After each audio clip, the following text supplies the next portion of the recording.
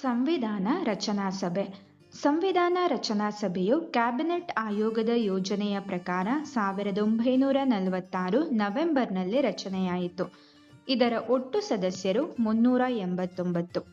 ಇದರಲ್ಲಿ 296 ಸದಸ್ಯರನ್ನು ಬ್ರಿಟಿಷ್ ಭಾರತದಿಂದ ಆಯ್ಕೆ ಮಾಡಿಕೊಂಡಿದ್ದರೆ 93 ಸದಸ್ಯರು ದೇಶೀಯ ಸಂಸ್ಥಾನದಿಂದ ನಾಮಕರಣಗೊಂಡಿದ್ದರು.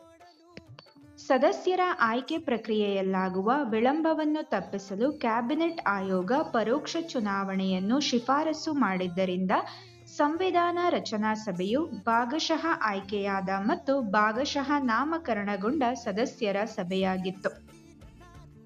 ಬ್ರಿಟಿಷ್ ಭಾರತದಿಂದ ಆಯ್ಕೆಯಾದ 296 ಸದಸ್ಯರು ಅಂದಿನ ಪ್ರಾಂತೀಯ ಶಾಸನ ಸಭಾ ಸದಸ್ಯರಿಂದ ಪರೋಕ್ಷವಾಗಿ ಆಯ್ಕೆಯಾಗಿದ್ದರು. ಸಂವಿಧಾನ ರಚನಾ ಸಭೆಯ ಮೊದಲ ಸಭೆ ನಡೆದದ್ದು ಡಿಸೆಂಬರ್ 9, 1946ರಲ್ಲಿ.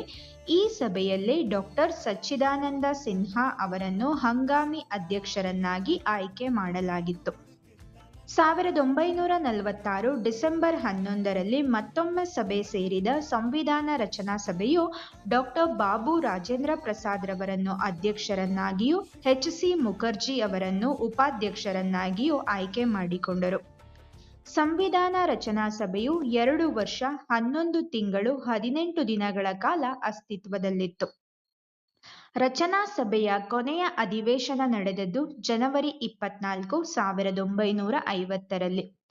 ರಚನಾ ಸಭೆಯ ಧ್ಯೇಯ ಸಂವಿಧಾನ ರಚನೆಯ ಮೂಲಕ ಬ್ರಿಟಿಷರ ಆಡಳಿತವನ್ನು ಅಂತ್ಯಗೊಳಿಸಿ ಸ್ವತಂತ್ರ ಗಣರಾಜ್ಯವನ್ನು ಸ್ಥಾಪಿಸುವುದು.